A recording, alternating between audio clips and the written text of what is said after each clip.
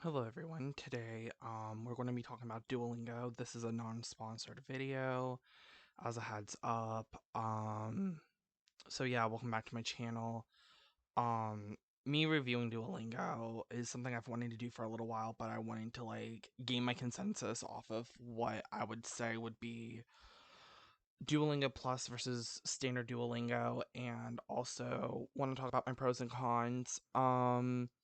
So I think Super Duolingo is better because the review is a whole lot better than standard Duolingo. And you can do review as how many times as you want versus with standard where you're stuck reviewing to get hearts, and you can review like certain things multiple times in a row, but it's not as many as you can in Super Duolingo. Has more of like a focused review. Um Yeah, so that's my thoughts. I think Super Dueling was way better in the review department. Um,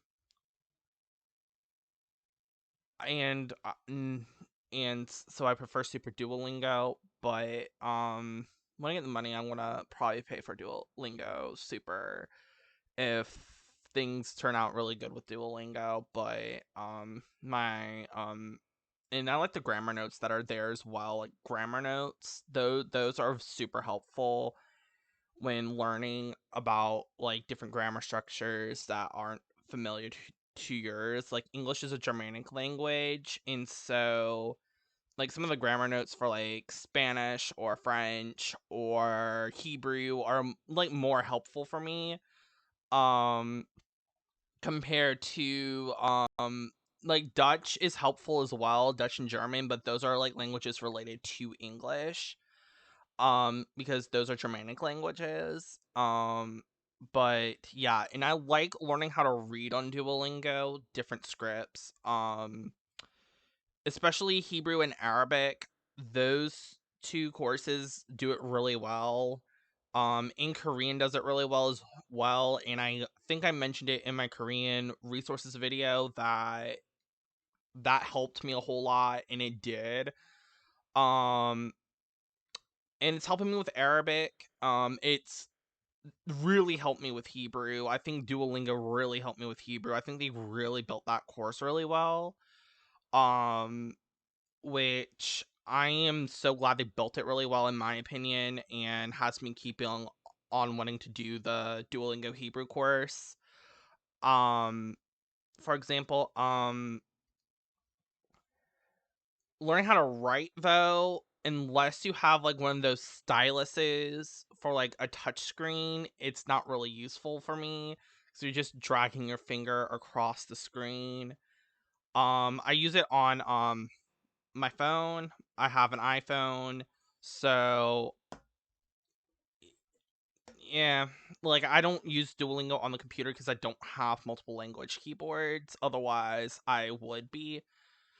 I guess I could use it with Swahili because Swahili doesn't have any accents from what I seen, accent markers like tildes and stuff like that. So I guess I could use it for Swahili. And also, another con is the underfunding because I know they quit funding Welsh. I know Guarani got removed. I know Dene is not built up the way it should be. Um, and I wish the underfunding wasn't an issue. I know they fired some translators according to a Reddit article that I saw. Um and me and Journey Reed were talking about this when she posted it on her story, and we're talking about how mind-boggling that was, and so that really was the tipping point for me. That's why I say I might get Super Duolingo, might not. Depends on the improvement of the company, obviously. Um, because translators, teachers should be paid more, in my personal opinion, because they put hard work, especially for second languages, and for some it might even be their third language. they might be a polyglot or wanting to be a polyglot, and they're not being utilized in the way that they should be. Um Also, another big issue is that they're not like like the smaller languages that are actually spoken, but they're funding conlangs like Klingon and High Valerian. I think Klingon and High Valerian don't need to be on Duolingo, or Duolingo needs to come up with like a separate website for conlangs specifically. And because I feel like it'd be cool to see some constructed languages out there. I know Esperanto was constructed, but some people actually use Esperanto because they try to make it was like some formation language, and I know some people take the efforts to learn Esperanto. I don't know if Esperanto is still on Duolingo. Um, but I know people who have learned Esperanto as like a genuine language because I believe it was a culmination of multiple European languages, vocab and grammar structure wise. Correct me in the comment section if you know Esperanto and know the history of Esperanto. Um, and one also thing about one another thing about Duolingo is that I wish there was more of like a thing with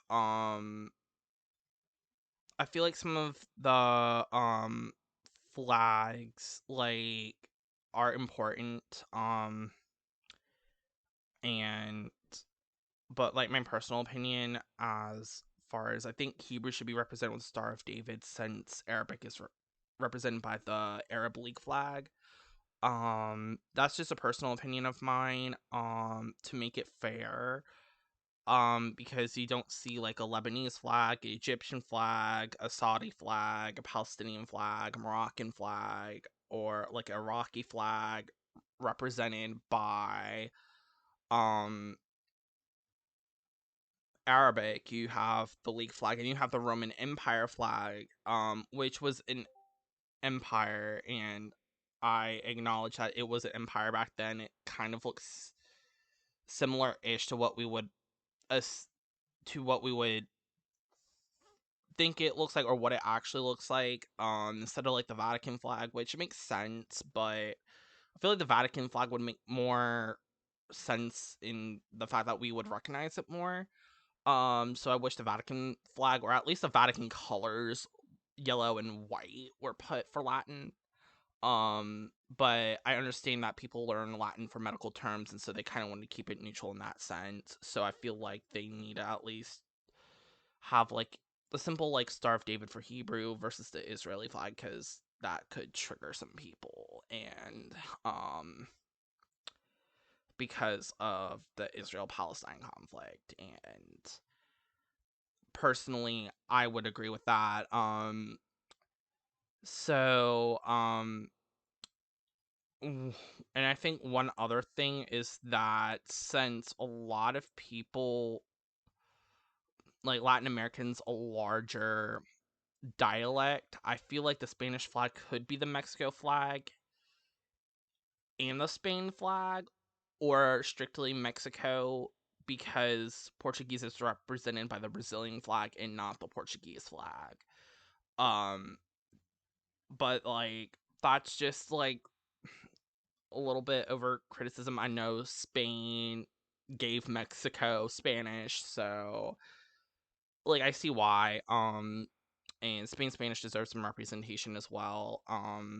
So like I know that's like a little criticism thing, but like most people visit Latin America or learn the Latin American dialect, and I feel like more dialects need to be varied within for this reason.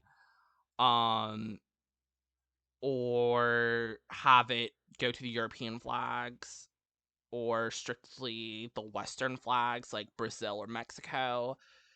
um if you're not varying the vocab up a bit, because it makes it so much harder to understand the dialectal differences. And I feel like there needs to be some, I know Arabic is going to do like MSA, but I wish there's some more dialectal variants that I can maybe tell. Like, I don't know much Arabic, so if you've taken the Arabic course and you can tell there's like some MSA, some Egyptian, some Levantine, some Maghrebi, some Gulf, some Iraqi, some Yemeni Arabic. Comment down below as well. I would like to hear about it, or if there's some Quranic Arabic thrown in there.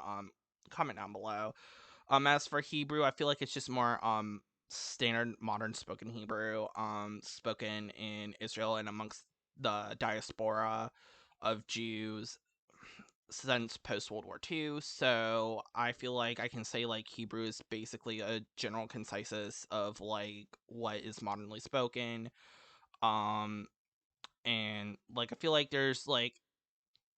for Spanish and French it's more focused on the European than other dialects, and I feel like other dialects should be focused on as well. Like I know there's African dialects in Quebecois for French, and I know there is Latin American dialects and the Equatorial Guinean dialect for Spanish. Portuguese might have has some African dialects from Angola, Sao Tome and Principe, Mozambique, and I would hope that English has different dialects outside of like American English, like British, Australia, New Zealand. I know English is coming in India and Hong Kong and some parts of Africa, so I would hope they would have some dialects from there, in the Caribbean as well, because English is spoken a lot in the Caribbean, more than you would think. But they have different dialects like Bahamian, Bajan, um and other Caribbean dialects of English, French, and Spanish.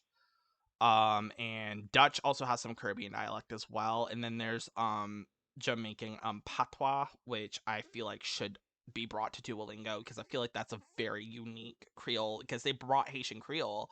So I think they need to bring like Jamaican patois, because if they bring Jamaican patois, I will tell you I will be on that course so quick. Um and for the wrap up, I would like to see for English speakers, Tagalog, because I'm very interested in Tagalog. Anishinaabe, because I am Anishinaabe. Um, I would like to see Serbo-Croatian or some form of Serbian or Croatian. Basically same language, just politically different. Cyrillic versus Roman script, yada yada yada. I would like to see Central Asian languages be represented, like Kazakh, Uzbek, Kyrgyz. Um, and I would also like to see some other Indian languages or languages on the Indian subcontinent that are better represented, like Urdu or Bengali, Nepali, Tamil, Malayalam, Sinhala,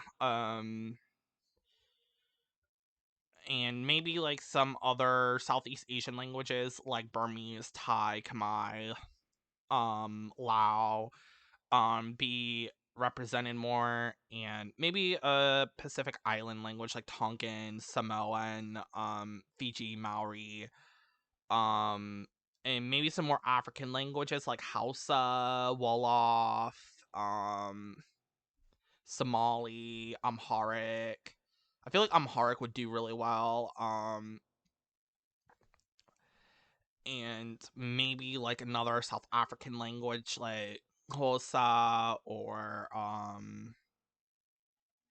maybe an Afrikaans would do well. But yeah, I want to wrap up the video here because the video is getting long. So if you like this video, go like, comment, share, and subscribe. And my socials and email will be down below. And I will see you in the next video. Hasta luego, everyone.